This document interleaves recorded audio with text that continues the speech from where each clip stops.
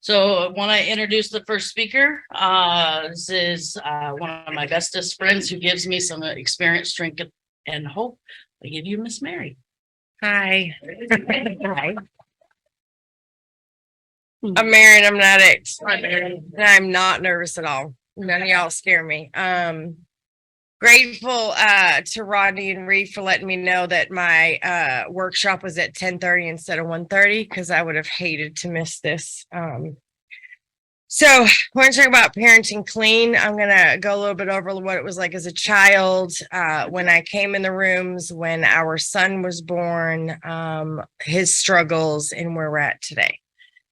So growing up, I was born to two very broken parents. Both were abused, neglected, left to fend for themselves. One worked her whole life at getting help for what she endured and how it was for her to be a parent when she didn't know how to parent. And my dad should be in prison, but he's not. So so growing up, my mom and dad didn't really know what they were doing. We had my older sister was suicidal. My brother had bipolar and a bunch of other issues. And my little sister had ADHD and the issues that come with that. And then there was me, the quiet one. So I was left to fend for myself and deal with things on my own. So and fast forward to high school, I made a decision not to bring a child into this world because I didn't want to be my parents. And, that decision, amongst other, decisions of men not being honest about who they were with or what they had, caused me to have my doctor tell me that I probably couldn't have kids anymore. So,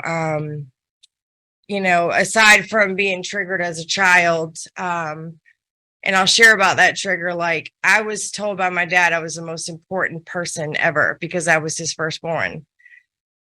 And at 14, I got pulled into a counselor's office, told that I was the fifth.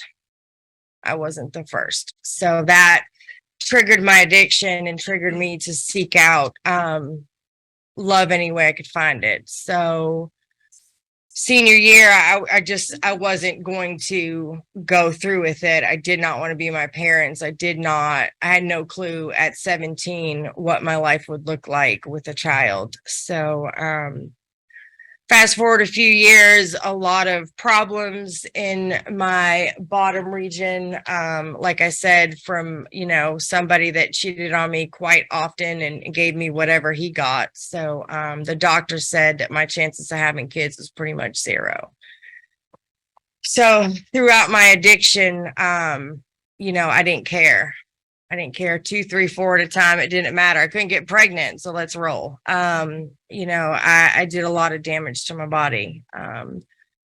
And, being from a broken family, I'm sure some of y'all can relate. I thought it was normal. I thought everybody went through that. I thought everybody, got ignored by their father or, groped or molested by their father. I thought it was just normal.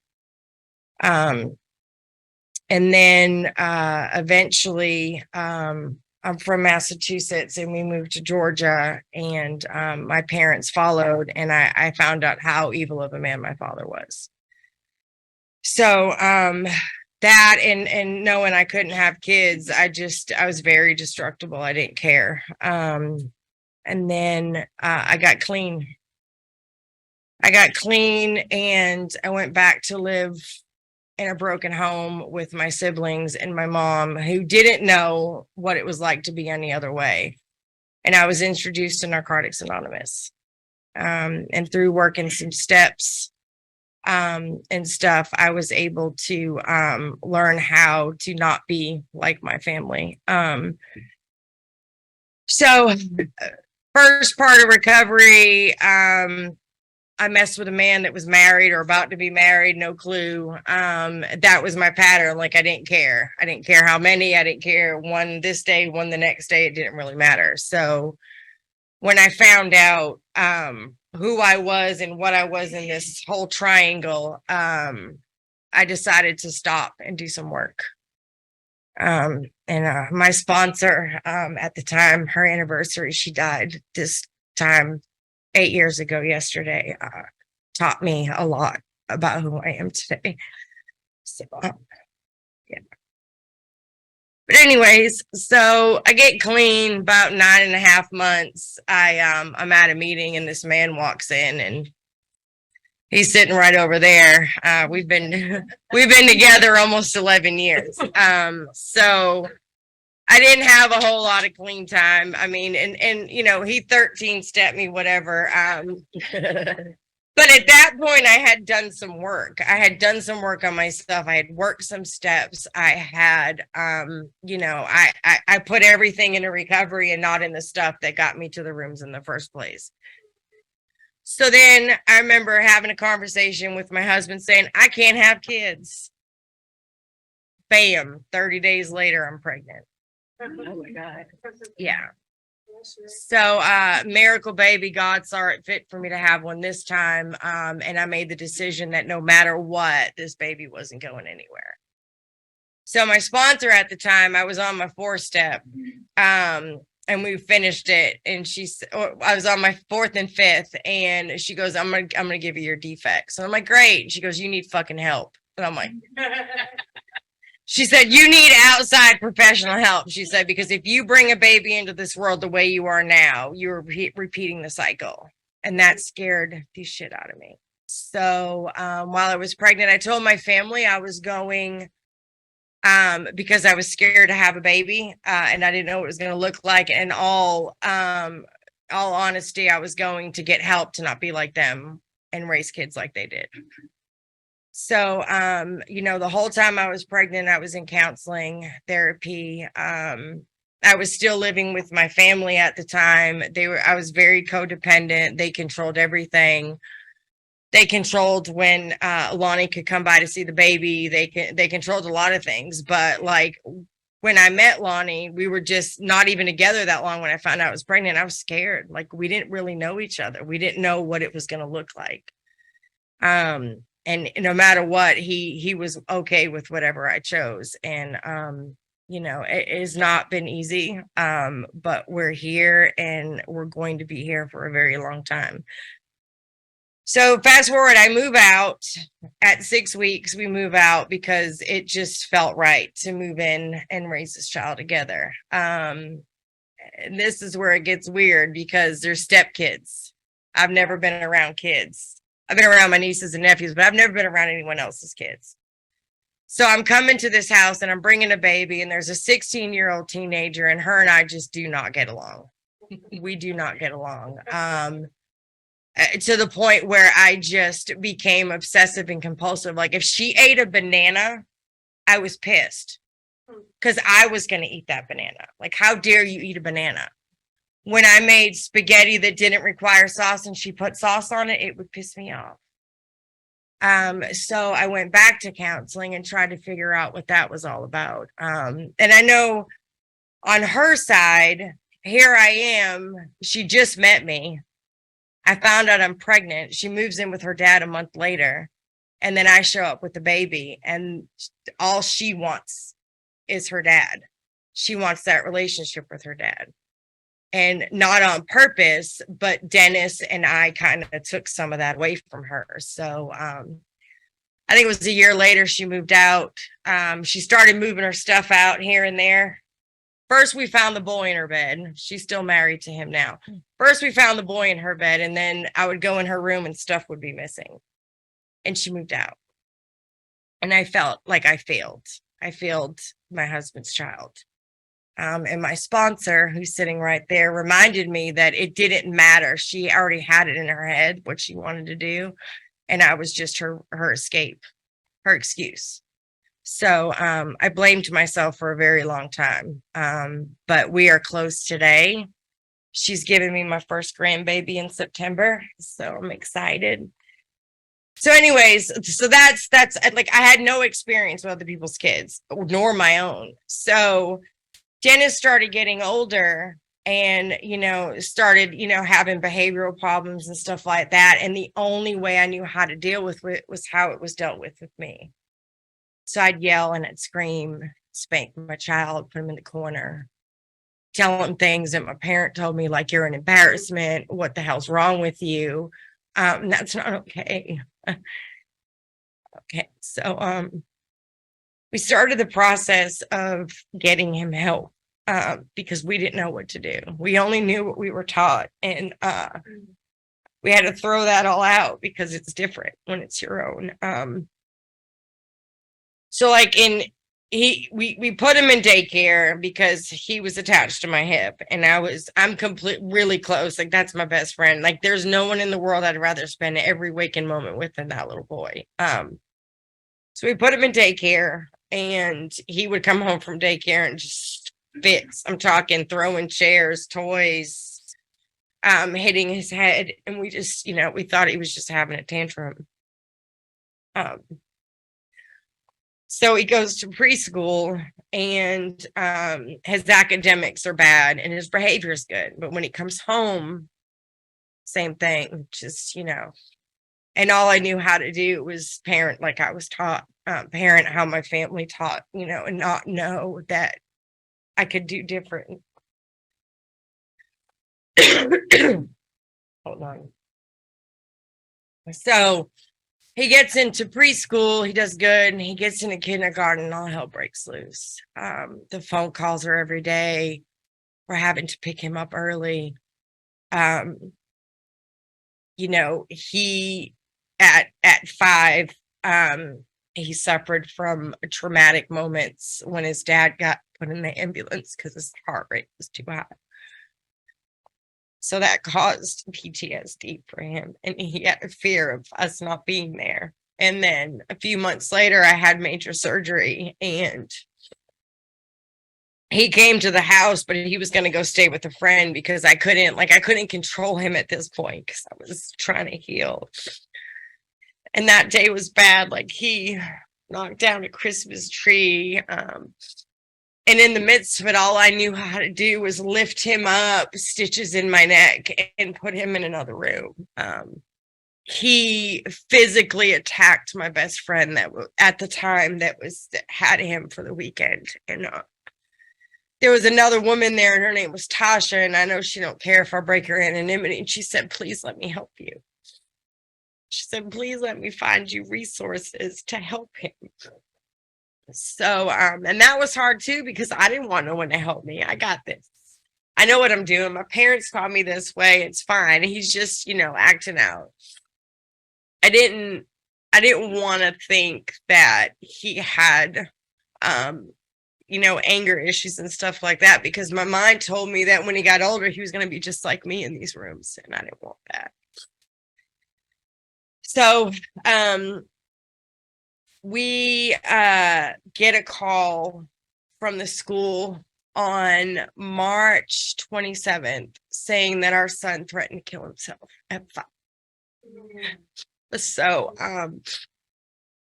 at 5, like, where the hell did you learn that from? Like, who taught you that? Like, do you want to do that? Is that how you feel? So at that point, he had a therapy service that was coming into the house, and they're amazing. If anybody wants to know what the service is, I will happily tell you after the meeting. They saved our life. So the therapist came out, and she did an evaluation, and she told him what it meant when you wanted to kill yourself.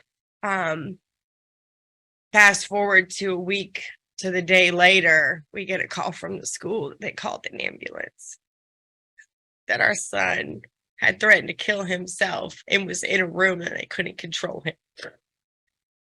So driving to the school, we get multiple calls. Are y'all here yet? Are y'all here yet? And we're like, we're doing our best. So when Lonnie and I got to the school and we went in the room, he was naked on the floor, covered in red marks. The wall mounts, the metal wall mounts on the wall were bent. He had pulled them. And all we could do was just lay on the floor with him. And at that point, the EMT told me, "We're taking your son to the hospital and you don't have a choice." So having your choice taken away from you when you've worked so hard to get it back, it's really hard. So we go to the hospital thinking he's going to go home. He's fine. He don't mean it. He ain't going to do it. No, they 10-13 him. So at 5, our son went to Peachford, and he was there for a week, and it was hard. Like, I had to be told when I could have a phone call, when I couldn't. Our whole life was based around that phone call. We could only visit him at certain times. I just felt powerless. I never thought about using though, because I knew if I used, all that shit would go out the window, that I would lose him, and I wasn't willing to do that. And in recovery, we learned how to ask for help. We learned how to call people and tell them where we're at. And when I got home, I had permanent residence until Dennis got home. My house was full. We didn't have to worry about food. We didn't have to worry about meetings. It was around the clock. And that helped us. But in that first hospital stay, we didn't know we had a choice as parents. He's there. You took him against our will. We didn't sign up for this. You took him. Well, we were told that we could do the family meeting over the phone, that we weren't going to see him. That's what we thought. And when we got on the meeting, he was on speaker. He didn't understand why we weren't there. We didn't know we could be there. We didn't know we had a choice. They didn't tell us that. And he flipped out. And they had to chemically restrain my son twice. And we didn't know we could say no. I didn't know I could say no till last year. Because last year at this time, we were in the same predicament at this very convention. So going to see my son and having to be patted down and sign in your driver's license and empty your pockets, and you go back there and you only get an hour and you're in a room with all these parents and their kids. There's no privacy. And our son is fucked up. He can't talk. He's just, I never want to see my son like that again. And it hurt because I couldn't take him home. I couldn't take him home and take care of him. I couldn't do anything for him. They wouldn't let me take him home. So through that, we were able to get him set up on a plan with therapy. We were able to get him set up in school with some things. If you're a parent and your child's having problems in school, you are their voice and you can speak up. You can slam your hand down and say, this is how it's going to be because that's my kid. And it took us a while to get to that point, but we stayed committed and we worked through things, and we got him set up on behavioral plans and programs. And, you know, at one point he was getting released at noon because at 1 o'clock, they knew that's when he started to get upset. He got too hot. We changed the way he dressed. We changed shoes he had because anything he said that bothered him, we changed. And listening to him was something my parents never did to us. You know, and I was emotionally abandoned, and I could see myself doing the same with my child, and I just couldn't do that. So things are going good. But Lonnie leaves to go out of town in October. And normal day, Dennis goes to school, no big deal. I get a call. They call the ambulance again. They were 10-13ing him to the hospital again. He had threatened to take a knife and cut his throat. They had him in the room. Mind you, Lonnie's in Florida. So I'm rushing to the school, and I get there and the ambulance says, you can bring him to the hospital. And for that quick second, I said, I'm just going to go get my son. We're going to pack him. We're going to get on a plane and we're going to get out of here. I'm going to go protect my son. You know, I didn't want to take him back to the hospital. I didn't want to go through that again. So cleared my head, talked to my sponsor, took him to the hospital. And that's where it got kind of hard because we weren't processing our feelings. Me and Lonnie were not processing our feelings together. we were processing him separate and we were processing him in our own way. And I wasn't okay with how he was processing it, and he wasn't okay with how I was processing. And it caused a big ripple. Like, I was mad at my son for going back to the hospital, like, because you knew the difference. You didn't have to say that. You could say something different. So he goes back and he's in there for 7 days, and we're trying to change medication. And I told him I wasn't going to go over a certain amount of medications, and this is what I wanted. So they changed him on a medication, sent him home. He had therapy, I think, 2 days later. No, he was supposed to have therapy 2 days later. Second day home from the hospital, he broke his glasses at school. And instead of communicating with him why he broke his glasses, I just said, "You want to pick your punishment?" I didn't know what to do. From there, he flipped out and said he was going to kill himself the minute he walked in our door. I had to 1013 my son at that point because I couldn't say he wouldn't do it. So yeah. So he's been hospitalized 3 times. He's done a partial hospitalization program for 6 weeks. That was a lifesaver for us. The doctor was amazing. We got him on the right medication. He has not been to the hospital since then. We have a plan at school where it protects him if he does say it. I've got a plan with his therapist if he does say it. So, speaking up for your kid and advocating for your child, I didn't know what that looked like. I didn't know. Like, my sister had a lot of learning disabilities and stuff like that, and my mom fought every day. But there was so much going on that she had to fight for all her kids while my dad sat on the couch letting life just pass by. And at one point he says, "That's your kid, you deal with it." No, that's your kid, you help her. But I didn't know that. So yeah, so we've gotten Dennis on plans at school. We keep him very busy. We keep him very active, but he still has his moments. And fast forward to last year, we're getting ready to head to this convention, and we get a call from the school. They're threatening to call the ambulance again. We get up there. He's in a room, naked in a corner, scared out of his mind, just shaking. And they're trying to hand my husband papers of hospitals he can go to and this and that. And he says, "We have a choice and we're going to make it this time." So we took him, the therapist got on the phone. We did an evaluation. And I said, "I'm not going to go to the convention. I'm going to stay home. I'm going to take care of him home." And he reminded me that I needed to go get fed. He says, "You need to go get fed. You need to go re-energize and get yourself to a better headspace so when you come back, you can handle this situation." So he has a safety plan. He goes to my mom's. And that's in all his plans. It's in the school plan, everything. Like, my mom is a safe place for him. So he told me that, the only thing a hospital does is keep him safe.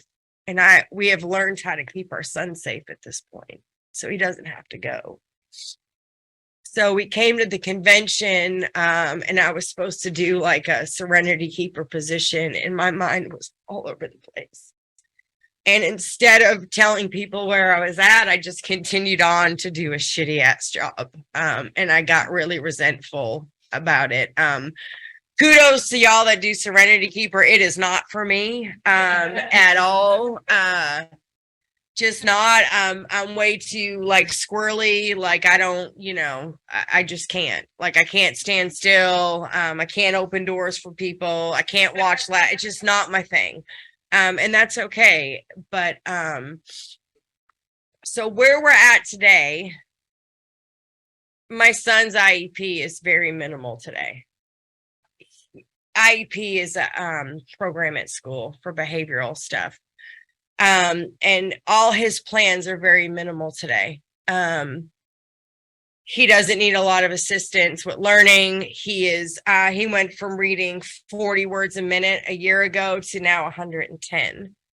So But that took a lot. It took him to go into counseling. It took me to go into counseling. It took my husband to go into counseling. And now we're both in couples counseling because we didn't process it the same way. We grew up the same way. We're two very broken people from two very broken families. And we're the only two trying to do something different. So there's a lot of fight and there's a lot of kicking and screaming. And at one point, we didn't know if we were going to make it, because we didn't know how to communicate at that point because we had gone through so much that we didn't know how to communicate. And we both shut down to the point where we had to make a decision. We're either going to leave or we're going to fight to stay. And we're fighting to stay right now. Things are better. We are both good parents. We were never bad parents. We were just uneducated parents. But there's people in Narcotics Anonymous that have gone through some of the same things. And letting people know where you're at and what's going on is the only way you're going to get help. If you don't tell people where you're at, they don't know where you're at and it can't help you. So I owe the biggest amends to everybody that's in my life at this moment and that was in my life for being there for me when I didn't know how to allow them to be there. But Dennis is doing good. Like we have our moments. We have our moments. But he's strong, beautiful child. He does the dishes. He vacuums. He's very helpful. Yeah, he's baseball, sports. He don't like football. And, the other day he showed his butt at the ball field and I told him I was going to make him play football.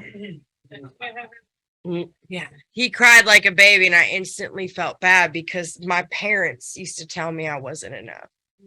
My parents would tell me, my dad would tell me I would never amount to what he did, that he was always going to be better than me.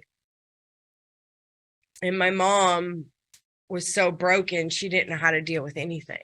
She just, day by day just got up. And through my therapy and trauma therapy of my parents, I learned to forgive my mom and forgive my dad. Not my dad for some of the other stuff, still working on that with my sponsor.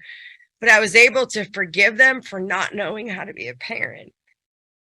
And that was hard. And I was able to forgive myself for blaming myself for how I was raised. I thought it was my fault. I got car sick, so my family would leave me home with my dad because they didn't want to deal with me being car sick. So they would go have fun and I would be home with the coloring book with my dad. And we won't talk about that because I haven't processed that part yet. And I'm not okay to talk about that. So, but yeah, so parenting clean is not easy. Parenting and using probably isn't either. That's not my story. Not to say it wouldn't have been, and I would have had probably the same stories as most. But things I've learned in recovery is I get to choose what parent I get to be. I don't have to be the parent that raised me. I don't have to settle for doing the best I could with what I had. I have the 12 steps. I have meetings. I have sponsors. I have a sponsor. I have a network. I have friends. I have people I can call. And having a core network of 3 people that you tell everything to, you can even tell them how many times you poop a day. It don't matter. Because when the shit hits the fan and your ass is on fire and you don't know what to do you really have Dennis is 9? Do you really have 5 years to explain what's going on? Don't. It's a matter of life and death. So, get you a group of 3 core people that they know everything about you. It could be your sponsor. It could be other people. Just people that know. So when you're in trouble, all you have to do is say help. That's it. And step work and outside help is okay. It's okay. I have to take medication for depression. My mom had depression. I didn't want to be like her. Well, I've got some of her.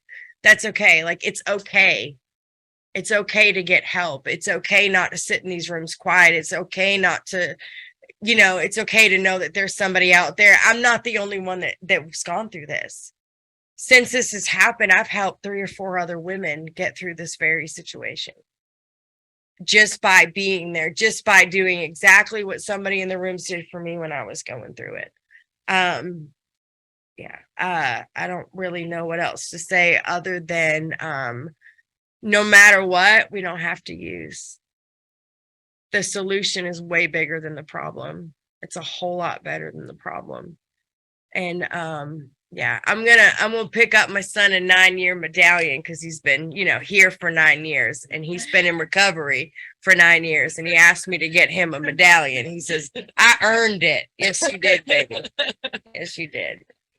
But anyway, I can help. I will write my number down. If you ever need to talk, I'm here. I will remind you that you are important, that you are doing a good job, that I will always be here, even if it's 2:00 in the morning, if you ever have to go through what I went through. And I'm done. I don't know what else to say. Good job. Huh? All right, and our second speaker is Amy. Mhm. Okay. Hey, I'm Amy. I'm an addict. Hey, Amy. I did not really prepare. I thought I was gonna prepare. I didn't. So I'm just gonna tell you, where it was, what happened, and what it's like now. I grew up in my family divorce. My parents divorced. I was in 4th grade, but it wasn't a nasty divorce. It was just, this is what it was. Today is odd because we have birthdays together, Thanksgiving, and everybody's like, your parents they're both married to other people, and y'all get together. Yeah, it's weird. That's us. But it's great because the kids, everybody's involved, and we're just like, it is what it is. So I was blessed with that. But I married when I was 20. I was like, the hellion, I guess, of the 3 of us. So I had an older sister and a younger brother, and I started drinking and partying and smoking and everything when I was 14. But my sister set it up nice because she was just innocent, so I got away with everything because nobody knew. But I was a quiet one, and just be like Amy. She's so calm and does the right thing, and they had no clue. So anyway, as time went on, eventually I got busted, and but finally got my shit together when I was like 18, and then got married when I was 20, and I stopped all the partying. I just stopped. So I remember my dad coming to me at one point when I was in college, and he was like, I just want to remind you, your dad, both sides of our family are alcoholics. And I was like, oh, I got this. It's fine. Nobody mentioned drug addict, just alcoholic, and I was like, Dad, this is fine. I'm just partying at school. No big deal. But I did quit, and I got married. I had my son at 22, 23. And then, I drank here and there, no big deal.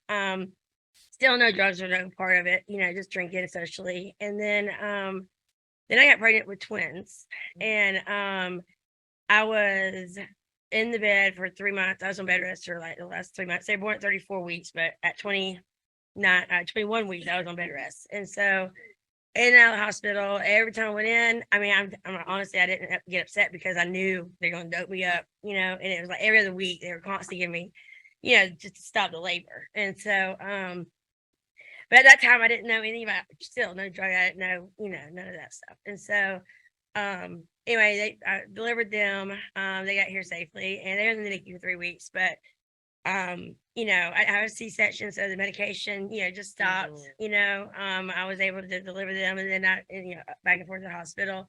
But then I had like mouth surgery afterwards, and then they were 9 months old, and I had a hysterectomy, and it's like I kept getting these medications, and then I had migraines. So I remember them sitting in the little bouncy seat, and I had a 4-year-old. My 4-year-old was running around, and they're in the bouncy seat. They're screaming. My head is pounding. I remember my doctor gave me one bottle. I know what it was. He's like, take one of these. They don't work. Then take one of these. I was like, okay. So I took one. It didn't work. I only waited 10 minutes. Give 10 minutes. Yep. I was like, well, that shit didn't work. So I took another one. And I was like, oh my God. So I guess you said I still got high. And I was like, holy shit. So I was super mom. So I had this big ass house. It was spotless. The kids were spotless. Everybody's dressed. And then I was like, I'm gonna go back to work, and I teach school.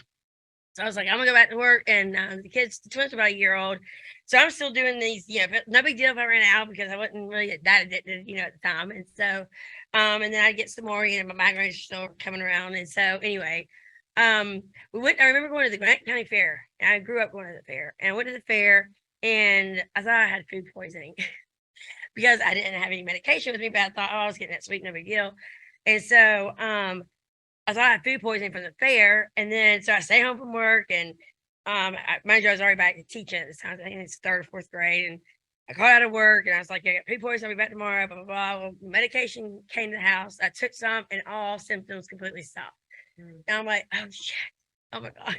Well, can't do nothing about that now. So anyway, we're going trucking. So I was like, nobody. So I kept taking, well, you know how the story goes. It just went and went and went on for about 4 years. And so the kids, they didn't really, at the time before it got destructive, I mean, they didn't really, I mean, I'm high strung anyway, so they didn't really see the difference, but when I went back to teaching, I started teaching, and then it just got worse and worse and worse. And my sister was teaching with me at the time.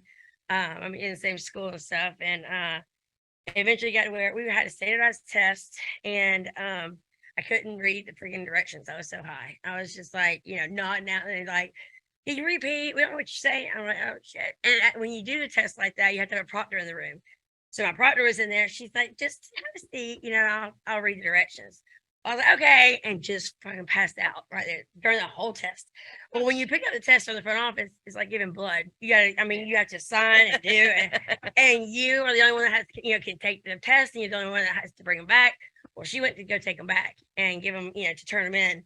And I'm just like, I probably don't look good, but thanks, so I'm still trying to recover. So I got up, I was like, okay, well, I slept that off, so let's go. So I started teaching again. And then I looked over the door, and there was principal, assistant principal, the nurse, the counselor. I'm like, oh shit. I was like, well, it was nice teaching. That's over. So they asked me to come down front, and I did. And they said, my principal had no idea. She's like, honey, did you and Sean have a fight last night? And the nurse was like, no, they didn't. She's fucking high. Blah, blah, blah. And I was just sitting there. I was like, what she said, And so anyway, I went to the hospital. That's when I went to treatment. I'd already been to detox like 4 times, but that didn't work. So I just detox, came home, and hid my shit for when I got back and everything. And so anyway, when I went, I didn't really talk to my husband about it, but we weren't getting along, of course, because it was just he knew how bad I was getting, and he was doing it with me, but I was always worse. I was always at it. He was, just doing it for fun. He could stop at any time. And so anyway, he did not like the thought of treatment. So we lived in this nice neighborhood, nice cars, all, you are not going, he had going to keep what we looked like we had going on, in the house. He's like, you don't need to go to treatment. I went that one time. Well, no, my first detox that I went to, he was okay with that, but he's like, every time I want to go back, he's like, no, you're not going back, fine, I'll detox you here. Well, that was a nightmare. He locked my shit up, and then I was calling around, throwing up and everything, trying to take care of the kids, and he was just watching, and that was a nightmare. He locked it up in the safe, and I got an axe. I mean, that was crazy as hell. I know. Yeah, I busted up them safety thing, whatever. Pills went flying, and he was like, "You're fucking crazy." I was like, "I know." So he couldn't detox me. He finally realized, but he still was like, "You're not going to hospital again. Just stop taking it." He just didn't get it. So anyway, so my kids never saw anything. Thank God. When I went to treatment and stayed, I think Avery was in 3rd grade. The twins were in pre-K, something like that. And I decided I stayed there for 3 months, and that's when I finally learned about the disease, learned about addiction, I was glad that I stayed, because that detox just I didn't learn anything, except for I don't want to be up like this again, so that's all it was. And of course I kept doing it. It didn't really stop me. But once I learned about it, I stayed clean, and I had 5 years in AA. Should have been in AA the whole time. I relapsed. I had a surgery. I had neck surgery, back surgery, and everyone else, never stopped taking the pills, taking them as prescribed, but taking them exactly, even if I wasn't in pain. And so had 5 years, lost that, and then went into NA, and I'll have 11 years coming up April 1st. So yeah, that's good. But to get there, it's been a journey. So my kid, when I went in and I stayed those 3 months, it was hard, being away from the kids, and I never went home.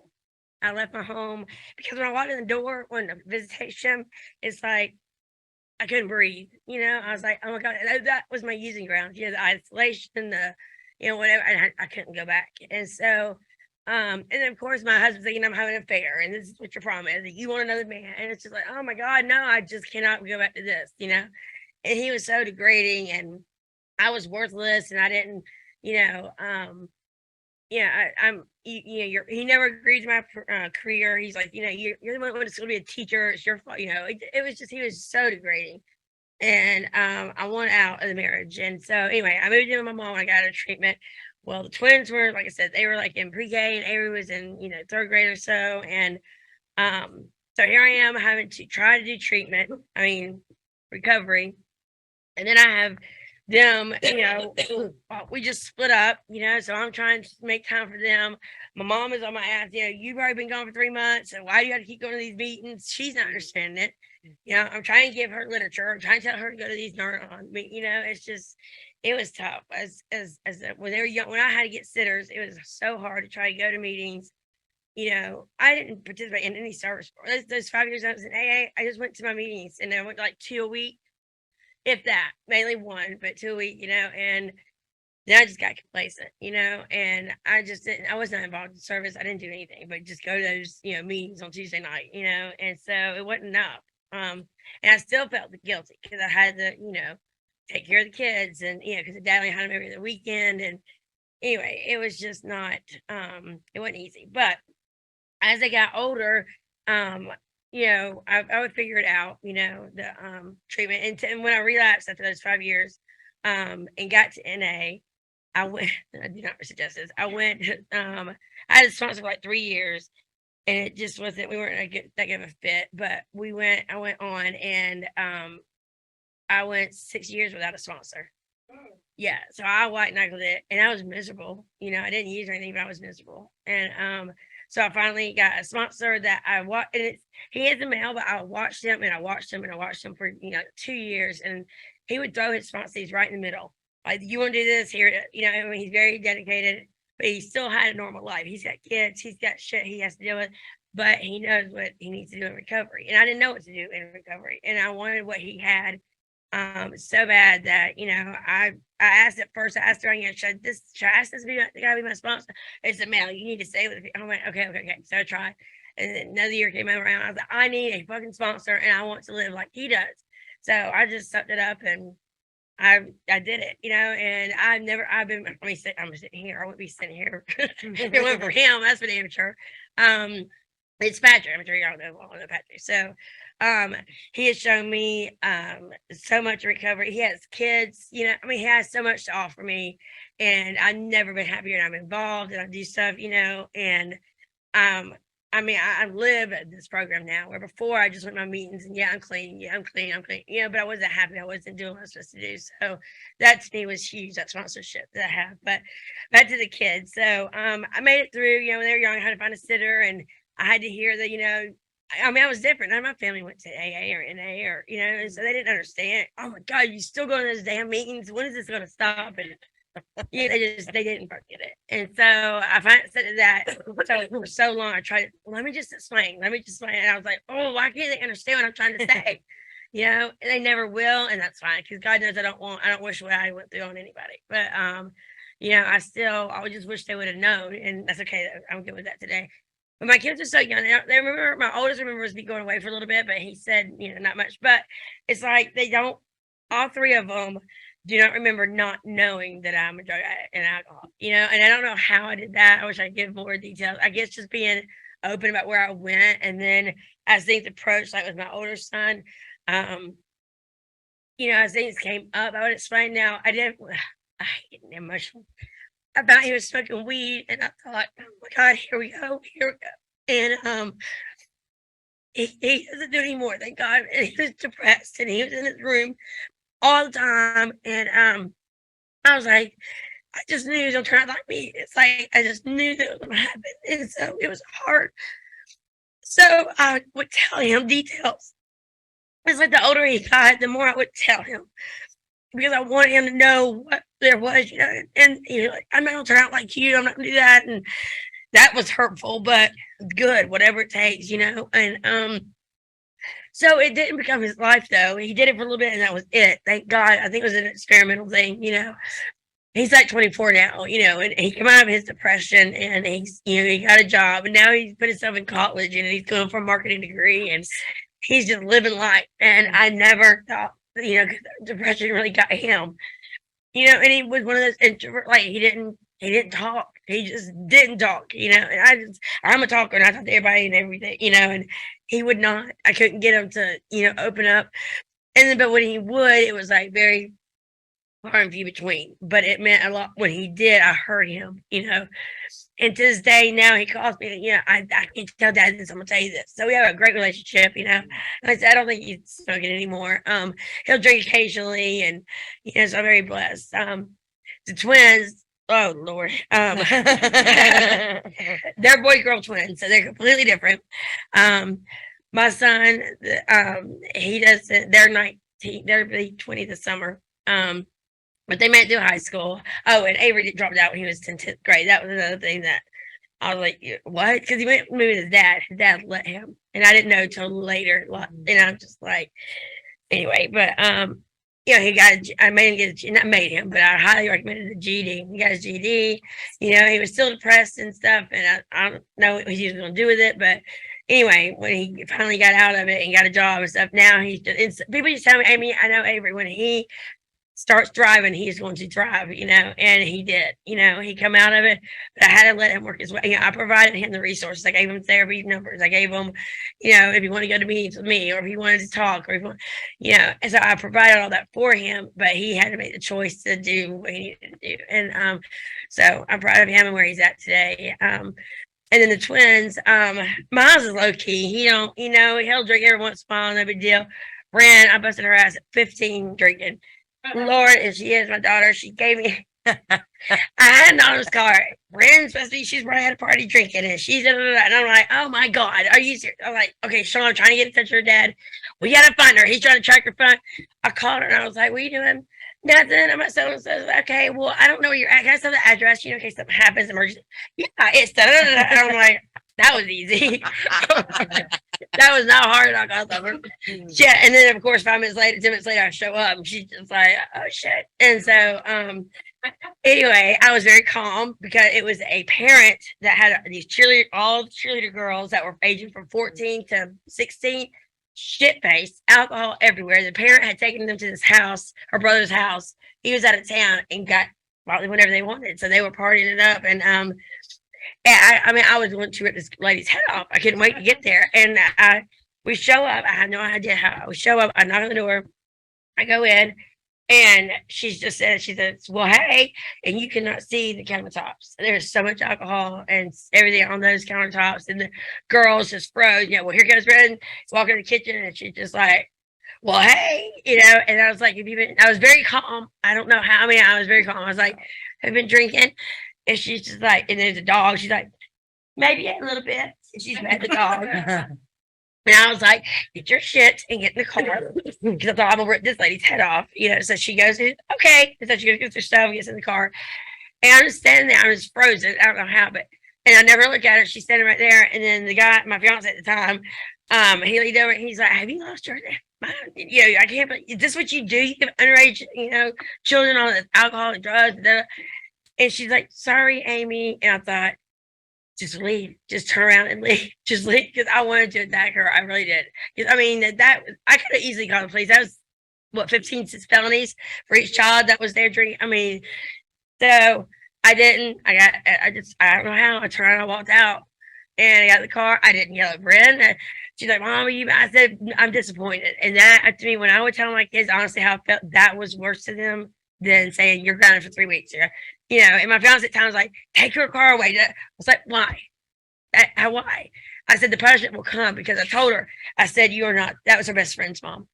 You're never going over there to get us in the night. You're never going on a beach trip with them again. Yeah, and so she's been telling me she's been drinking and all this stuff since she was like 14, like same age as I was, but and it's been going on and I had no idea. And I was like, that's fine. I said, those days, Cadence, I'm not trying to break your friendship. Cadence can come over anytime she wants to. You are to stay here. She can go on vacation with us, but you're not going over there or on vacation or there ever again. Or not ever again, but for quite some time. And that was her punishment. So even though it was like, next day she's like, well, can I go? I was like, that's fine, because I knew the time was coming. So like a week or so later, Cadence and them were going, sorry, you're not, and that's how that was her punch. She knew that because it sucked. She had to stay home. She couldn't go to work in somebody else's house where they're all going to hang out for the night, have a girls' night. He's like, nope, sorry. I never, my kids had phones, which, oh God, when they got phones, it helped so much not have to deal with their dad. I could go straight through them, the cell phone. So they got one at a pretty young age. But I never was one that I didn't go through their phones. I didn't check their phones. I didn't. And my brother's girls would be like, you need to check Miles. He's cussing. I don't give a damn if he's cussing. Thank you. I'm like, check it if you want to check it. And so I told my kids, I said, until there's a reason for me to not trust you or to doubt you, then that is your shit, And so, I've never had to check their phones, and they survived it. And I don't know. I'll open up TikTok and I'm like, God, Brent, put clothes on, Here she is doing her song and her dance and her whatever in her bathing suit. And I'm just like, okay, that's not really appropriate. But she's freaking almost 20 now. So it's like, okay, I gotta let her, but I am mad at her. I'm just like, just come on. Everybody sees this. I don't want to see my daughter when I open up TikTok. And so, and her brother, Rick, they're the twins. They have this bond. It's so cool, but he like really, really is protective of her. So he'll like take that shit, and she listens to him. So and they I think help each other. And then again with them, they've known enough about me as they got older. What was appropriate? Like Amy asked the other day. I think I can't remember what you asked me last night. It was something about how did you tell him? About drinking or not drinking. I can't remember, but it's like I remember telling them that I don't drink. I don't drink alcohol. I don't do drugs. I don't eat I just don't. And well, then Avery went to a birthday party or something and spent the night. He came home and he's like, "I'll never go over there again." And I was like, "Oh, babe, what happened?" He said they had beer. It was all in the refrigerator, and I just can't. I'm like, oh, wait. I was like, I can't drink. It makes me sick. I'm allergic to it. And I said, but other people, it's okay. They might have a beer or two, or they may, He's like, oh, okay, because he thought, they were going to die because they all had beer. So I guess I was a little overboard at first, but I learned to, adjust what I said to them as needed. But, I was just honest. That's all, with them, I was honest. And today, things are great, but it's like when they go through shit, it's like, I try to be, oh my God, it's happened to me. I don't want this to happen to you. Change it. But all I can do is say, this is what I went through. And then, especially with Brent, thank God I only had one girl. Oh my God. I couldn't have done it because the boys are, they're doing their shit, whatever. But oh my God, Brent. And because we are just like, and, but she's got more confidence. She's got the self-will. She's got everything I didn't have. And I don't know how I got blessed for that. But I don't worry about her. Yes, she drinks occasionally because, when they go to Athens, I don't want her to have to try to find a ride or freaking drive home after drinking. Even if it's just one beer, I go and get her. I don't care, So we have that relationship. We're going out tonight, Mom. I said, well, who's driving? And I know she's underage and she don't need to be drinking. I know that, but she's freaking going to because that's just the world today, So I am there for her. But if it ever got out of hand, of course I would say something. She just does it every once in a while, and I'm okay with that. Like I said, she's almost 20.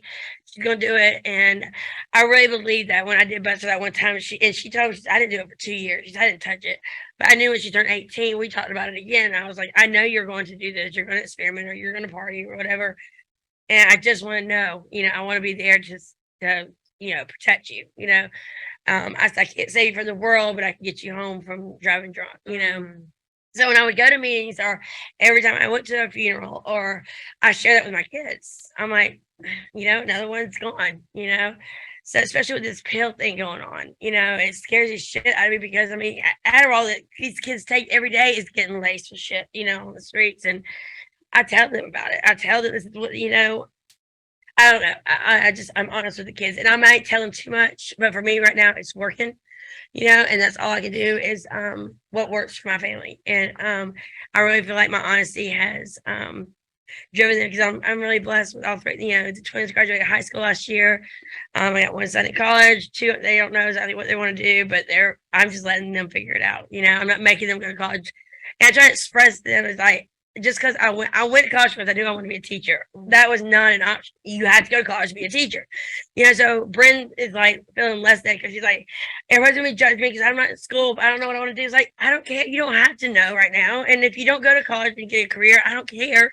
I knew I wanted to teach and I had to go to school for that. That's just, you know, it's so anyway, she's still trying to find her way and so is my son and they will, just like my oldest son found his way. So all I can say is honesty, I think it's what as bad as I was for so many years, lying my ass off about everything. That is what's come, you know, to help me raise my kids and give them experience that they needed. That now that they've gone through the stuff that I've gone through, you know, has really helped guide them. And that's my best advice. And that's not 45 minutes long, but that's all I have. So.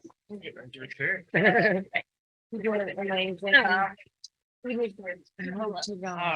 so there's a little bit of extra time. Everyone here and on screen are invited to share. Please limit your sharing to 3 to 5 minutes. Raise your hand so I can acknowledge you, or your virtual hand, and you will be called on to share.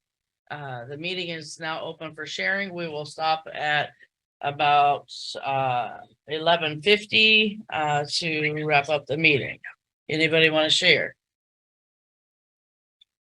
My name's Amber. I'm Nutty. Hey, Amber. God, you guys have me crying because I can relate to both y'all. I have a 15-year-old son and he smokes weed. And I choked his ass out and took everything at first. And I still smoke weed. So I sat down and he vapes. I know he vapes, so I buy vapes because kids are vaping the juice and filling it up with maple syrup and selling them. And I don't want my son to be smoking maple syrup. So I Want to try it? because I found him in his room. And I set him down. I was like, look, he knows about my addiction. He had a DARE project and I worked on it with him and he won first place in the whole school and had to share the story in 6th, 7th, and 8th. He won because I was like, we knocked that shit out of the park. That's right. Like, Mom, I know this shit. And so he lived it with me. I got clean when he was 7 and my other son was 3. I have 7 years clean.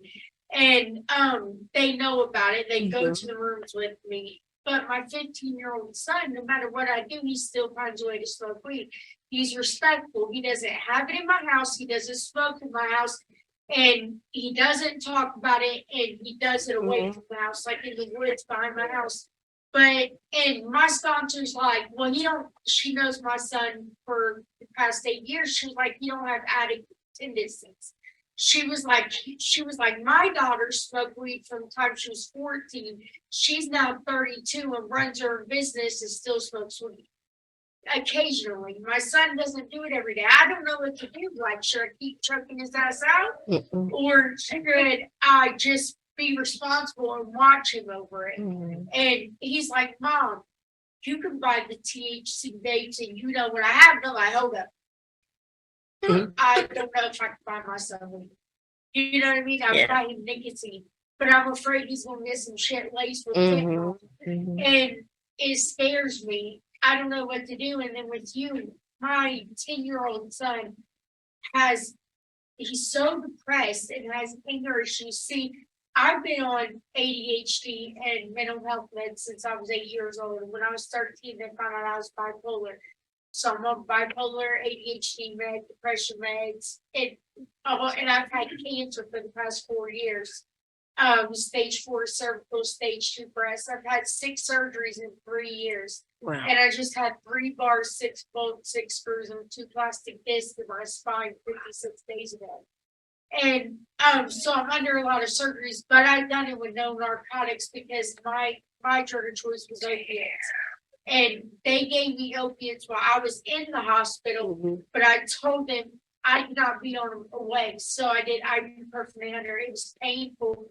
But the whole time, I mean, I was in so much pain, I was burned up, but I knew it was for a reason.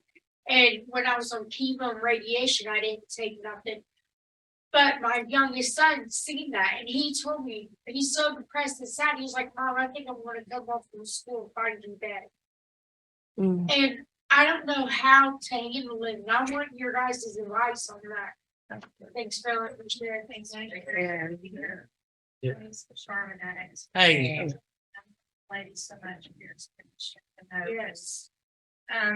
You know, it's, you know, as a parent, we just, get on autopilot, take the kids to school, you know, just take the kids to school, cook dinner, go to work, you know, all that. So like, I forget how far I came as a fucking parent in Narcotics Anonymous. And just thank you for that reminder. And, my kids were 4, but my daughter was 4 and my son was 11 when I got clean. And now they are almost 16. Oh, wow. And 23. And,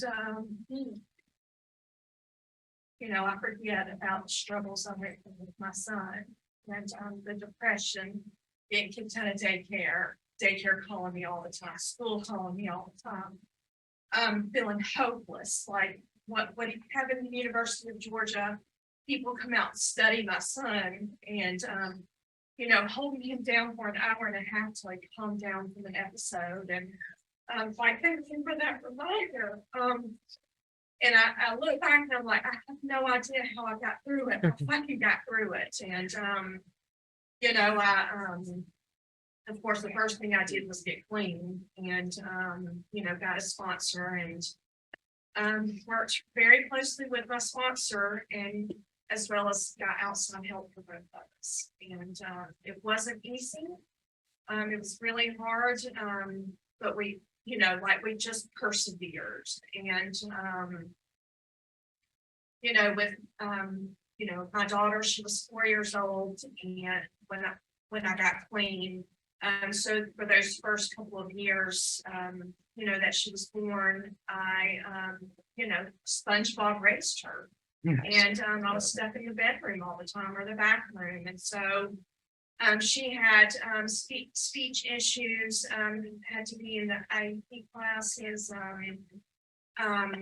You know, it was just so embarrassing to be able to go to these meetings and say, this is what's wrong, the problem, this is what we need to fix. It was just so humiliating, like I've done that to that kid, you know? And, you know, my son having depression and feeling suicidal and going into the cabinets, grabbing knives and threatening our lives, like all that took place. And but what I can do is I can sit here today and I can say that,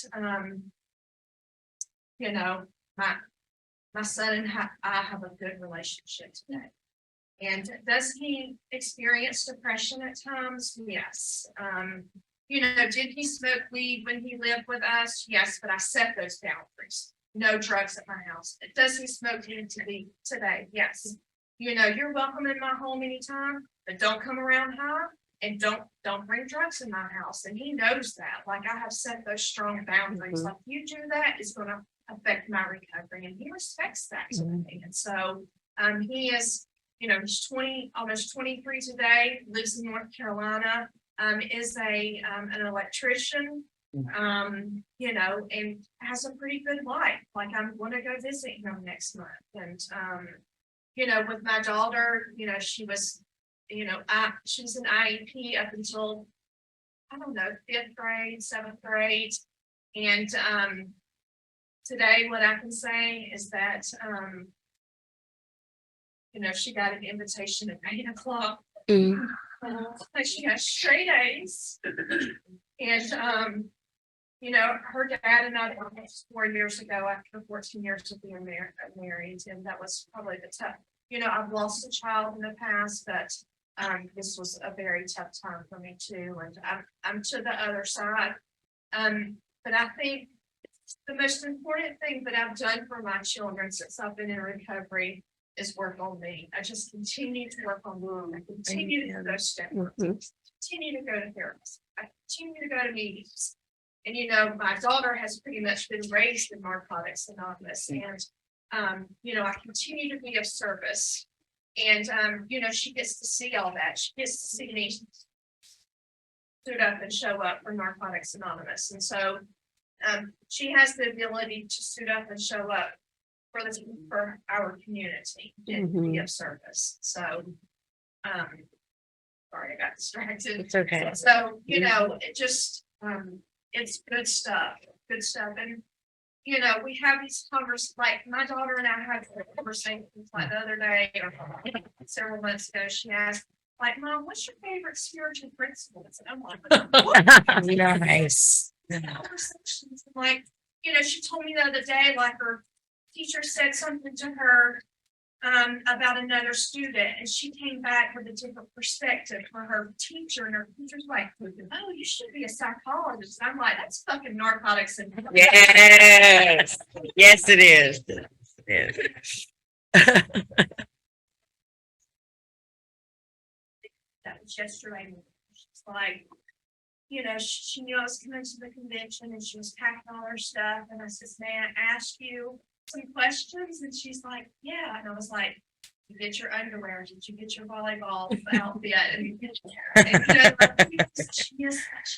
man, I did it when you're right. And I was like, it's not about being right, it's about like we need help. Like, I know how to ask for help, and so I'm just helping you.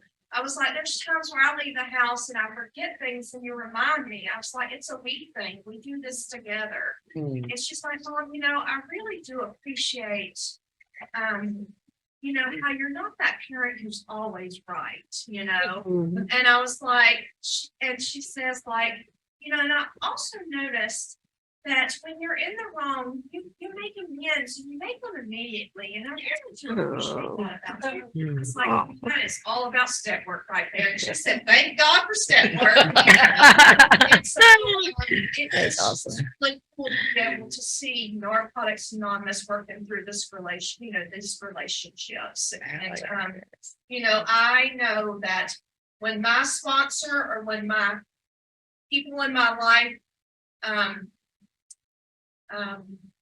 well, you should do this, well, you should do that. Like, I don't do well with it.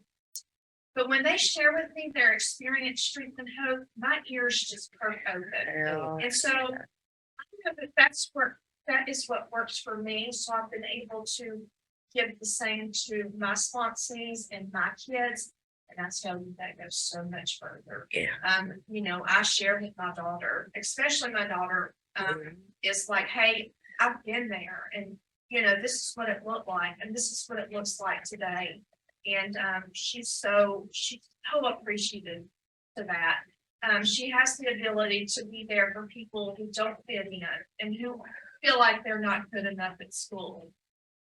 Like, we owe our lives to Narcotics. That's right. That's right. She's in Beta Club today. She's, involved in volleyball since she was 7. Like, she shows up for Narcotics Anonymous. It's just, I'm forever grateful for NA and what it has provided and given, so freely given to not only me, but that family, my family, and it's truly a ripple effect. And, I just have so many stories, and, about parenting. Gosh, if you want to practice your spiritual principles, be a parent. Job I have ever done as a parent. And I can sit here today and I can say, because of Narcotics Anonymous and working the steps and doing what y'all told me to do, that I'm a good fucking parent. That's right. Yeah, that's I'm a right. good parent. Thanks for letting me share. I had a name Brandon. Hey, Brandon. Just real quick, I wanted to ask if you guys minded if we turn the camera for those people on Zoom so they can see and hear y'all share. Okay. Is there Anybody any? else? It's a wide angle camera, so it's going to be. Okay. If you say no, then the answer is no. Now go, Okay. whatever they say.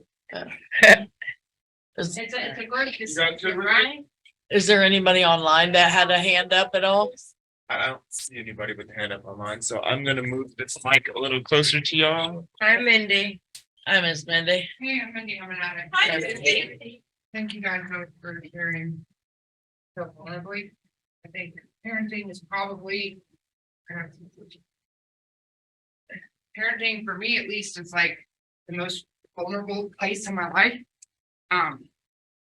Place I'm most sensitive about. Because if I'm failing, I'm not just failing me, you know, I'm failing them too. I was reminded while you guys were sharing of, like, I have 3 kids, and both my boys were put on ADHD meds really young. And my oldest one, I would get calls from school. He was turning over tables, like freaking out. And there was one thing after another. We found out that he couldn't see at all. He had a severe astigmatism and like couldn't, so he wasn't learning. And so we got that corrected. Then we found out he couldn't hear. Like everything sounded like he was underwater, and then we got tubes put in his ears, and then he got put on ADHD meds, and it was just one thing after another. And I was so worried about him all the time, like felt like a failure as a parent. And then fast forward a few years later, he's in middle school, and he made the choice himself to come off ADHD meds. He's like, Mom, I don't want to take this anymore. And I was like, well, we can try it out, but we got to see, you know, if your grades start slipping or whatever. And he did it with flying colors. And I remember the IEP counselor lady, we sat there, he was in 8th grade, and she said, this is the first kid I've ever dismissed from IEP because he's worked so hard. And I was like, oh my gosh, you know, like seeing that strength in my child.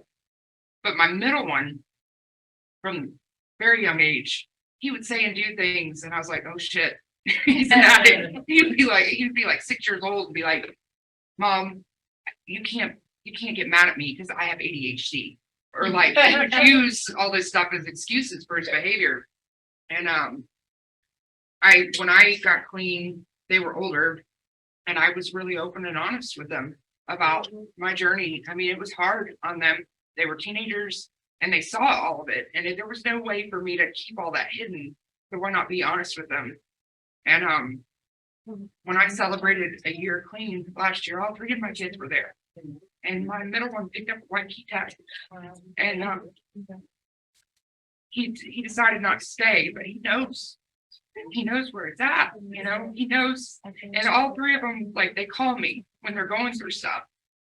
Because they tell me all the time, like, I know how hard it's been for you, Mom, to change everything and to start over. Because I was married for 20 years and then got divorced and then got clean, and like learning to do life on my own. They know how hard of a struggle that's been, and they know where to go if they need to talk, if they need advice, or if they just need somebody to listen, you know.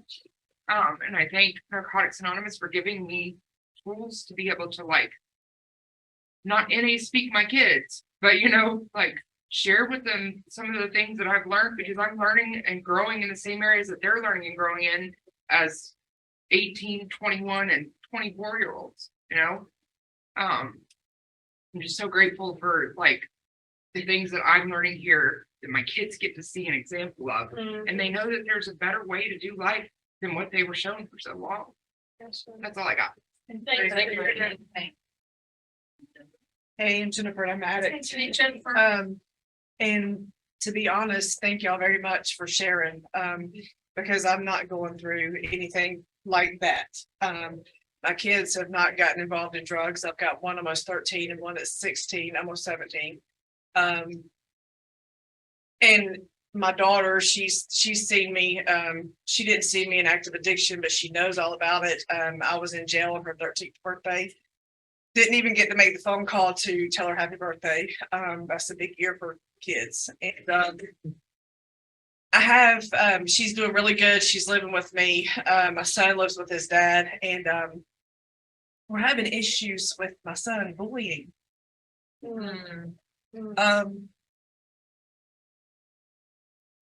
Got suspended off the bus. They're calling his dad at school. He's still with his dad, and now when he comes to my house, it's completely different. He knows that I don't put up with that at my house. And he's got older brothers and sisters. I mean, one that's in his 20s. And he kind of sees it at home a little bit. And so I'm trying to get with his dad and work on things, but the households are completely different. And there's only so much that I can control.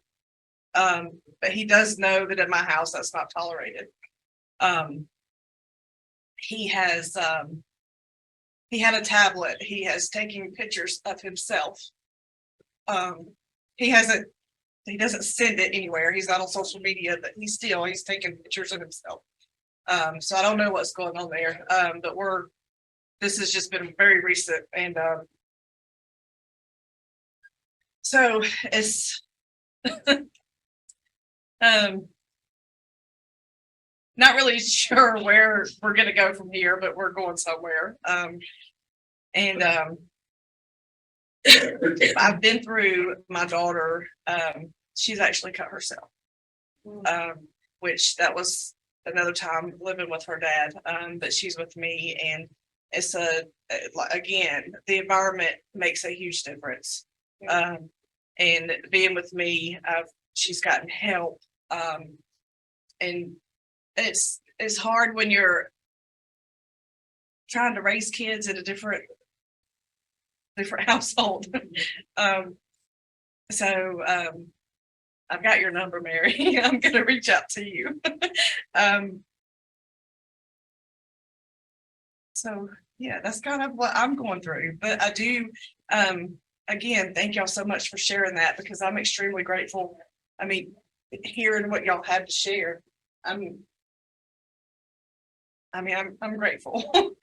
But yeah, so thanks for the vulnerability. And I've also is another thing, like I said, my daughter's living with me. She's almost 17, so she can fend for herself. Now, when my almost 13-year-old comes over, and because they wasn't with me for so long and being in active addiction when they were at my house, it was, there was a door between us all the time. And so now my son does come over, and he has got ADHD, and he's very hyper, and I got used to that freedom.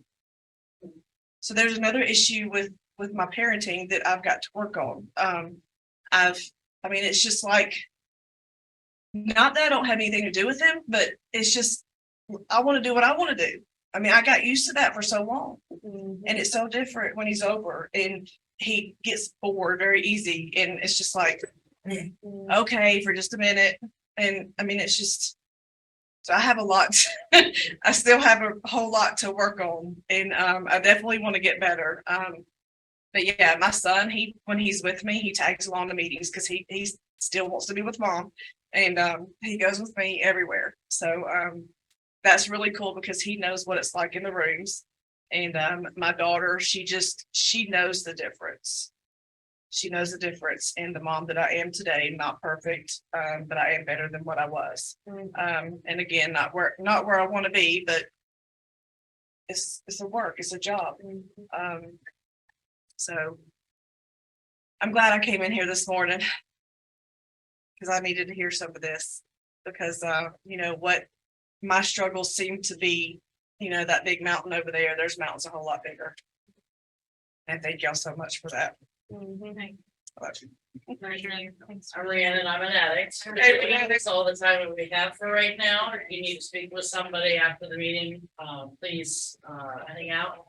I want to say thank you to our speakers and everybody that shared. And for me, I'm grateful that I get to have my kids in my life. I didn't lose them. I knew where they were. I just left them. And so today I get to have them in my life, and I get to have people with Narcotics Anonymous that continue to give me hope. So the only other announcement I'd like to say is from the committee, there are raffle tickets, there's an auction. There are also still tickets, I believe, for the banquet and the comedian. Please get your tickets for the comedian. He is badass, hilarious. He is. My very much 15-year-old's so. going with me. So let us, where are we at? Let us circle up and close with the Weavers of the Serenity Prayer. Those joining us online are invited to unmute and join our prayer as well. It's raining and unmute. How are we gonna do this? We'll come around. Like right here? Yeah.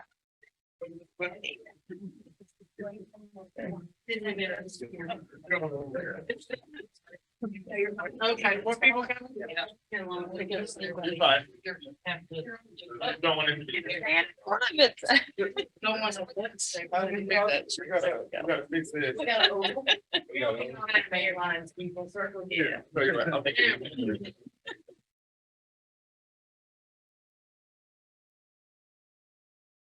your right foot in, but always left out. Wait. Nope.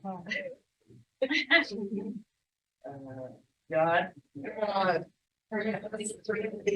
To accept the needs of cannot change. First, stating that we can. And wisdom to develop the difference. I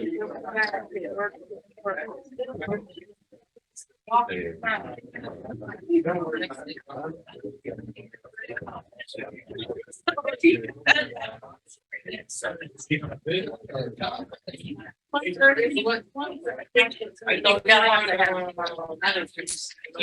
I'm trying to not influence your keeper, low control.